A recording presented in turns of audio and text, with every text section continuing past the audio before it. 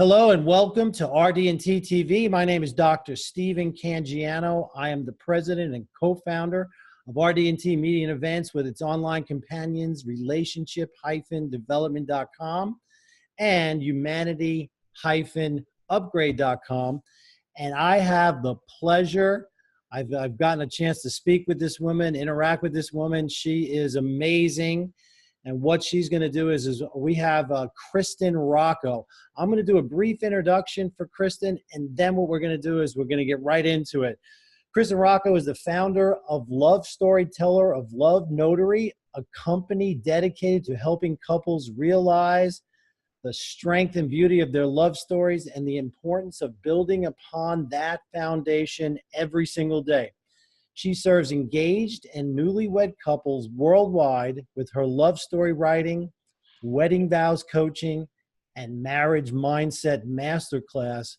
After discovering a gap in the wedding industry, which is solely focused on the wedding itself, rather than the extraordinary relationship of the couple as part of the wedding planning process. That makes total sense. Did I capture it all? Is there anything else you wanted to add to that? I don't. I think you did a great job, but doesn't that sound like a fun job? It is. It is. Although brides, I'm sure you deal with a lot of stressed out brides. We'll probably get into that in a second. Now I've actually read through a lot of your content. It's amazing. It's great information. One thing that really caught my eye was this article where you talked about the four I want to make sure I got this properly. The four things that people need to be aware of before they even get into a relationship. Mm-hmm.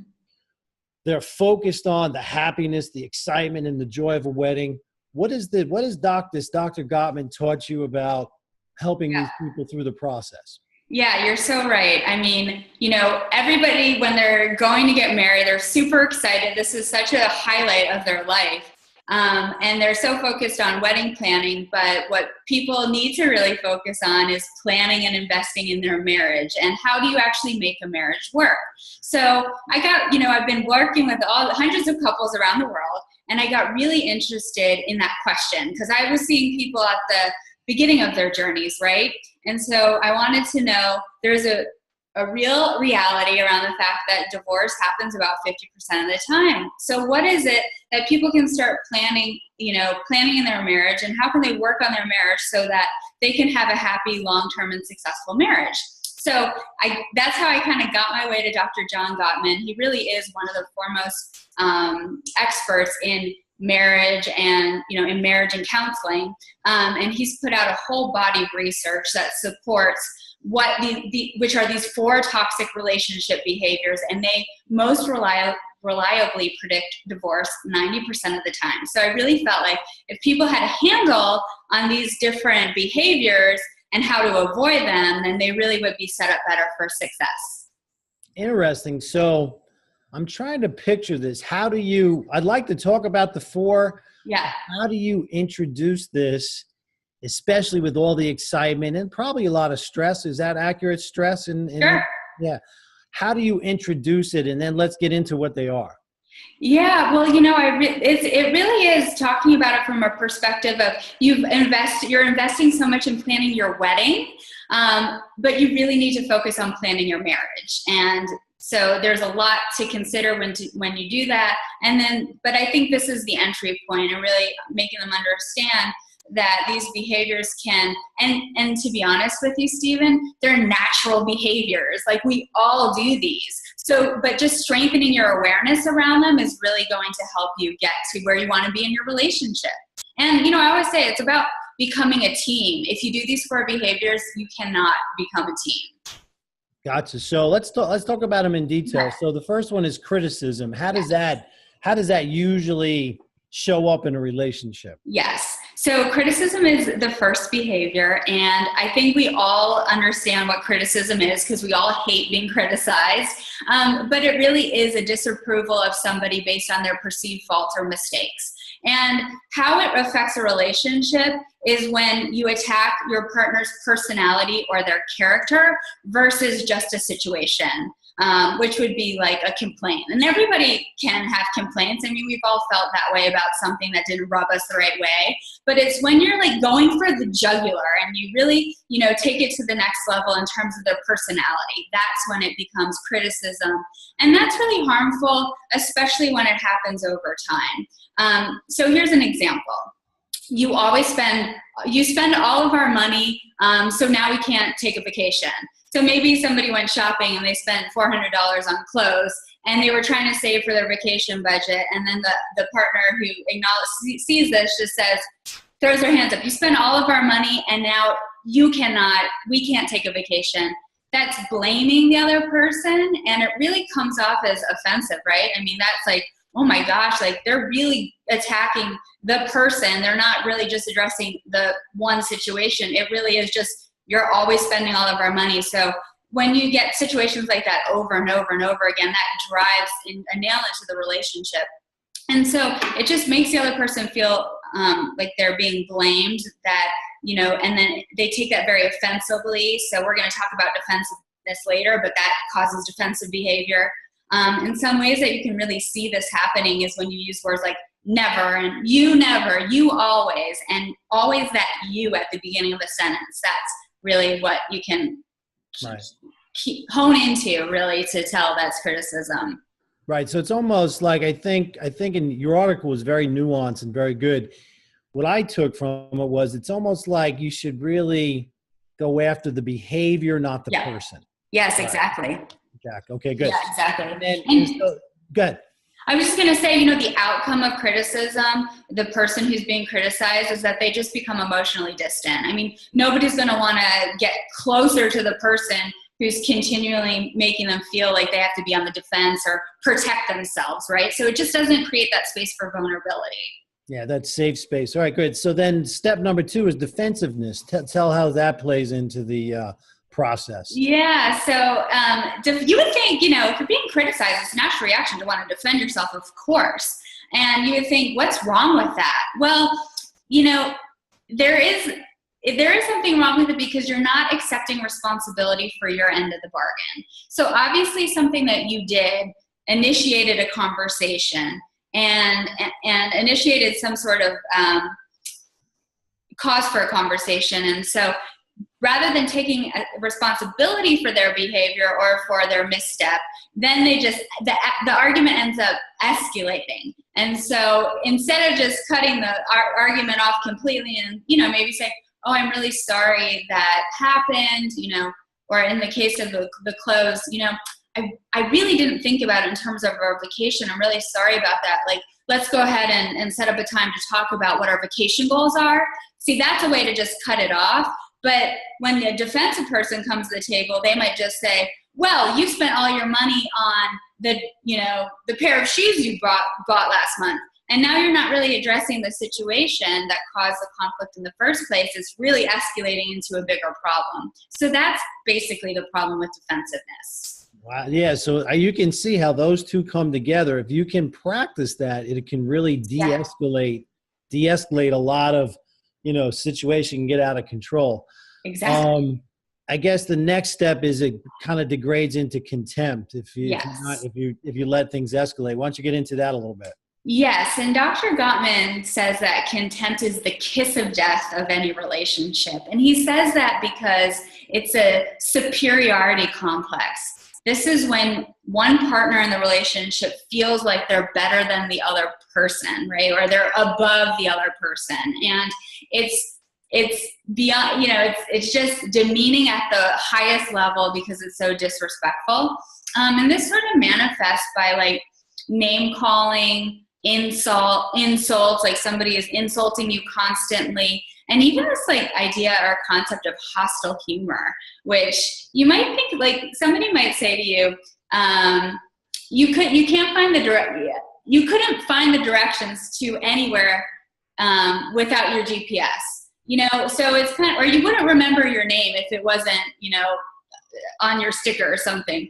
It's really, but it's funny. But if it continues on and on and on, it really makes the person feel devalued, demeaned, and insulted. And so that's the type of stuff where like it turns into contemptuous behavior. and real fast. And it just really is the worst form of these 4 toxic relationship behaviors for sure.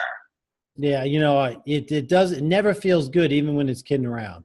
Yeah, no, not at all. It's like when you're the butt of the joke, right? Right. Yeah, no, and it's and there's a certain line, I think everybody feels it, where it's like funny but hostile. Yeah. You want to be a good sport, but deep down it kind of bothers you. I totally get that. And then yeah, it's like, does that happen once or does that happen like a lot, right? And so if it happens a lot, that is actually, you've got to really cut that off and work on it. Otherwise, there is a really strong possibility of a negative outcome in the relationship. Yeah. And relationships are so important. That's why we name relationship-development.com, because everything in life is a relationship. Yeah. Relationship with yourself, with your spouse, and there's some great resources where, the key to happiness are healthy, happy relationships. It's really one of the main keys to relationships. So this is really important. And then finally, they talk about stonewalling. Go into that for us a little bit. Yes. So don't actually, what? I said, don't stonewall me. No, I'm joking. Right. Yeah, this is the end of the conversation. I'm out here.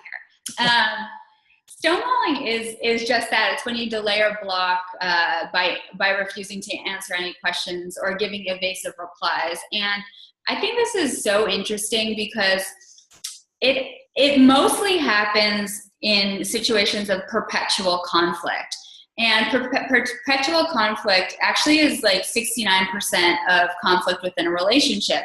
And that it's about where perpetual conflict is about fundamental differences in your lifestyle needs or your personality. So you can see sort of like, if you can't come to any compromise on lifestyle needs or your personality, there's really it's hard to make the conversation go anywhere. It's hard to resolve a problem. And so it's just really a natural reaction to be like, fine, I'm just done with this conversation and leave, right? But it is emotional sabotage. You're kind of holding the other person's emotions hostage. You're not letting them tell you how they feel about a situation, and it just isn't conducive to a great relationship. So, yeah. So it really blocks the communication, and yes. it prevents you from moving forward. Yeah, really. Yeah, it feels ugly sometimes when that happens. No doubt. All right. So Love Notery. I love the name. Why don't you explain to us how you came up with it and what you're doing now?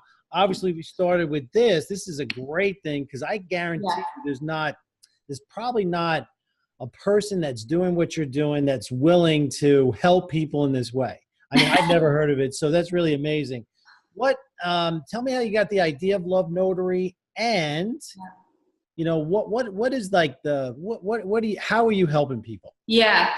I got the idea from Love Notery. I was a bride myself back in 2013, and the wedding plan, I was so excited to get engaged and I was excited to wedding plan, but the process was so stressful, so overwhelming. I found myself planning, a big event. I wasn't an event planner by any means, but that's what I found myself doing during this wedding planning process. I was making decisions about what appetizers needed to be passed, who needed to be on the guest list, what hotel block should there be, right? I mean, all these decisions, there's constant decisions at every turn. And what I realized, as I was going through my year and 4 months of wedding planning, that it wasn't really about me and my husband. It was about planning an event. And, we ended up, we obviously got married. It was an amazing day. I wouldn't take that day back for anything. But looking back, I wish there would have been a more celebration of us during that time. Like, what made us unique as a couple, and how do we bring that into our wedding day? And so, several years later, it was sort of like an epiphany moment. I just really was a light bulb. And I was like, oh, I can use my skills as a writer and a storyteller to help couples bring their love stories into their wedding. So that's what I started doing about 3 years ago. And now I worked with couples, obviously from all over the United States, but also as far as Hong Kong, Australia, and the UK, so English-speaking countries, to turn their love story into something that they're going to be able to treasure as a wedding heirloom for the rest of their lives. And from that, I've sort of developed other things like wedding vows coaching and the marriage mindset, which teaches couples how to build a great foundation for their relationship from the very beginning. Oh, that's beautiful. So let's unpack some of that. So you said that you're a writer and a storyteller. Tell us a little bit about that. And now I want to talk about the marriage mindset. That sounds really interesting. Yeah, absolutely. So my whole career prior to Love Notery, I've been in the I guess the freelance writing field, but also as a publicist. And when you're a publicist, you have to craft stories on behalf of your clients and pitch them to the media in such a compelling way that they're going to pick them up and want to publish their stories and, tell their stories for that third party credibility. And so, over those years, I've been getting really great at coming up with the angle that the media, person is going to want to write about. And so I knew that I could do that from a business standpoint. And I just had confidence that I could shift it to this market, these engaged couples, these brides, these grooms, and tell their personal story. And, not in a way that goes from A to Z, but in a way that really tells that fairy tale story that captivates the whole way through. And so that's how I got started.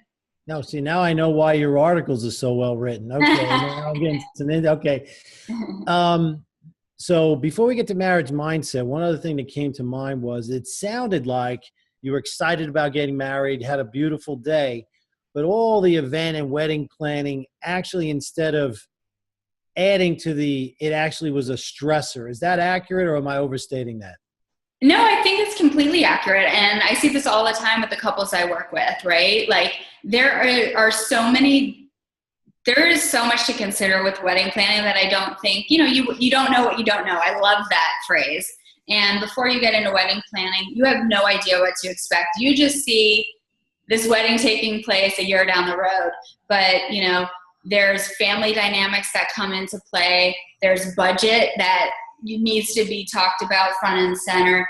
And all of these things create friction because most of the time it's not just you making the decisions. You have to consider the points of view of other people. You have to talk to your fiance. And so that really adds to all of the stresses along the journey. And, knocking on wood, most of the time they get resolved. But sometimes, unfortunately, there's very big severs in relationships because of it. And sure. that really kills me. I hate that. Yeah, no, absolutely. No, that's a practical, common sense thing. It's already stressful. You've committed to someone for the remainder of your life. Yeah. And then most people, I have members of my family who are in the event and wedding planning business. Yeah. It is a humongous undertaking. Yes. Especially if it's a big wedding, big families. Yes. It's not something small. It's something big on top of something big, and I think they say that you shouldn't do too big you shouldn't move and get married in the same year because it's just too much going on, so yeah. But planning a wedding and and being in a wedding are really two very big things. So tell us about marriage mindset. So continuing on what you just said, the marriage mindset, I developed the marriage mindset because in my research about relationships and what makes marriage work, I found that 71% of men and 79% of women report conflict in the first year of their marriage. And that's a lot of tension in a relationship when you're just getting started. And it's like, well, how do you help people kind of think about and overcome those initial challenges so that they can set themselves up for success, the next 10, 20 years? And I really feel like, I use this analogy a lot, that as an athlete in sports, let's say, you go to practice every day. I was a tennis player, so I would go to tennis practice every day after high school to get better. And then when match time came, we could, put into play what we had just practiced and hopefully win the match. Well, I really don't feel like with marriage, there's any sort of foundation that helps you figure out how to be married. You really are just expected to know, like, or figure it out, which is fine, but wouldn't it be better if you got some practice in? And so that's where the marriage mindset came in. I partnered up with a financial therapist and couples counselor. Her name is Kanae Porter, and she's wonderful.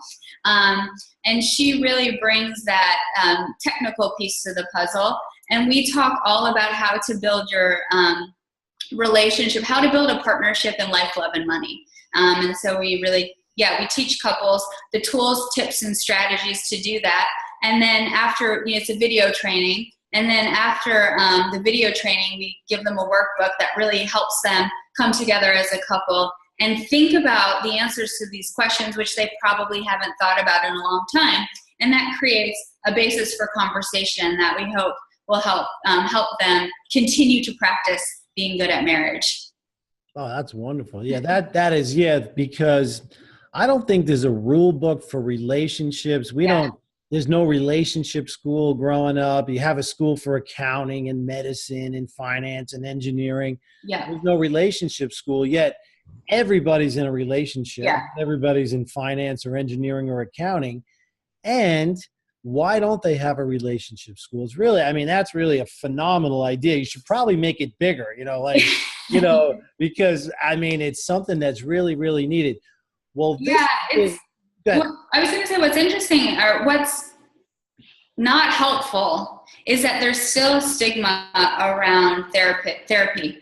And so what ends up happening is people go to get therapy too late when maybe the relationship is already at a breaking point, right? They're already looking down the hill versus looking up the hill.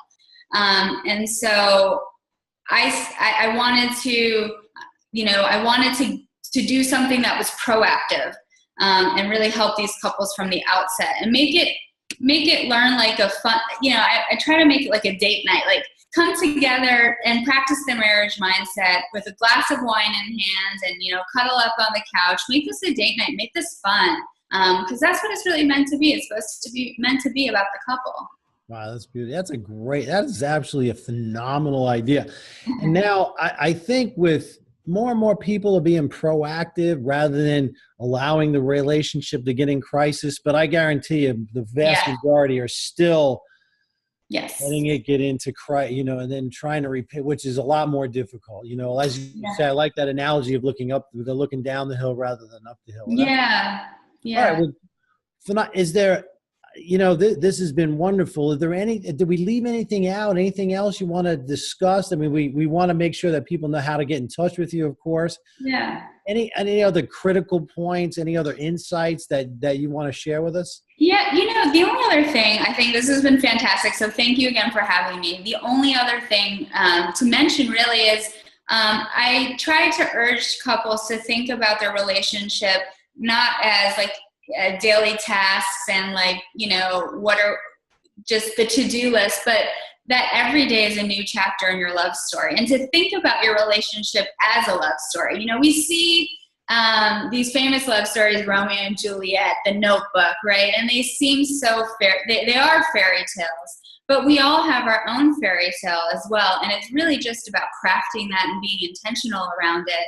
And everybody has to do the laundry and, do the wash. But if we take little moments throughout the day or throughout the week, we can really have a great hand in building our own love story to be something like the movies.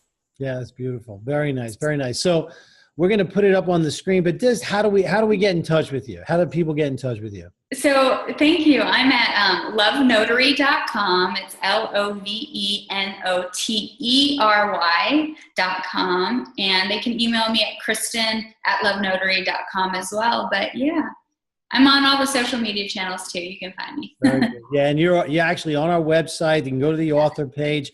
I highly recommend the articles you've posted. I really enjoyed them. Thank you. And really, you know what? We love the thought leaders like yourself that are part of the RD&T family. You have your own business, but we're happy to be able to have you here to show you off as a thought leader in the industry. So thanks for your time. We really appreciate it.